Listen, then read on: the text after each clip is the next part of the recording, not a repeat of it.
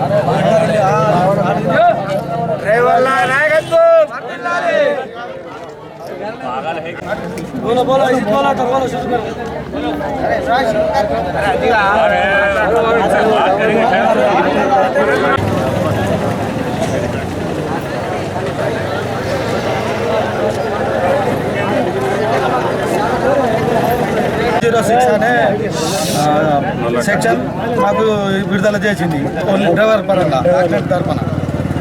ఈ యాక్సిడెంట్ అనేది అకస్మాత్తుగా జరిగేది. దానికి 10 సంవత్సరాలు జైలు శిక్ష, 7 లక్షల రూపాయలు జరిమానా. అంటే మేము చేసుకునేది డ్రైవర్ 7 లక్షల రూపాయలు ఉండి 10 సంవత్సరాల జైలు శిక్ష అనుభవించి మేము బతకాలనుకునేది అయితే ఈ డ్రైవర్ ఫీల్డ్కి అనేది రాపోదు. మా దగ్గర అంత స్తోమత ఉండి డ్రైవర్ అనేది చేయడు. ఈ డ్రైవర్ శిక్ష అమలు చేసింది వాళ్ళకు, డ్రైవర్లకు. డ్రైవరు అనుకొని చేయడు. యాక్సిడెంట్ అనేది అనుకొని చేసేది కాదు, అకస్మాత్తుగా జరిగేది యాక్సిడెంట్. దానికి ఇటువంటి రూల్ పెట్టిరు అంటే దానికి ముందు మన రోడ్లు కరెక్ట్ లేవు.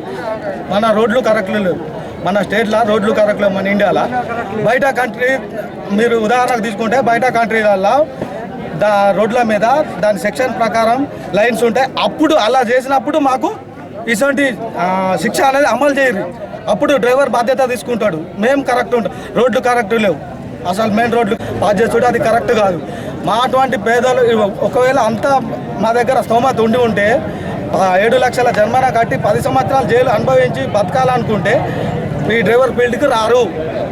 అది మాకు ఇప్పుడు ఈ జరిమానాతోటి మేము భరించుకోవాలనుకుంటే నేను పోయి అక్కడ ఉంటే మా ఫ్యామిలీలు ఏం కావాలి, మా పిల్లలు ఏం కావాలి, మేము ఎట్లా ఇది కావాలి, మా కుటుంబ సభ్యులు బతకడానికి వీలు పడదు. ఇది మాకు ఈ సెక్షన్ 106 సెక్షన్ ఉన్న దీన్ని రద్దు చేయాలని మేము ఒక ధర్నా పరంగా ఇక్కడికి వచ్చినాము చెప్తున్నాము.